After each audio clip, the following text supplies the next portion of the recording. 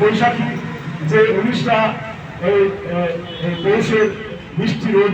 পেরিয়ে তারপরে 19টা পেরিয়ে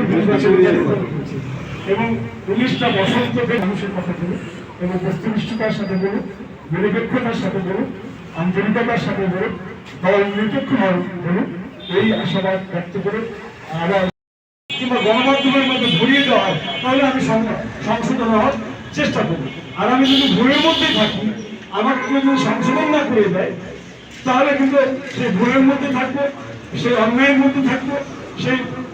এই জন্যে সংবাদপত্রে বা গণমাধ্যমের কাজ হচ্ছে যারা রাষ্ট্রের বিভিন্ন দপ্তরে কাজ করেন তাদের ত্রুটিগুলি, তাদের বিচ্যুতিগুলি ধরে দেয়। আমরা এটা কোনো দোষের কাজ না, কিন্তু আমাদের দেশে যারা ক্ষমতায় থাকে, ক্ষমতায় যারা শক্তিমান, ক্ষমতার দিক দিয়ে তারা এই সমালোচনাগুলো, সৎ সমালোচনাগুলো, ইতিবাচক সমালোচনাগুলো সহ্য করে।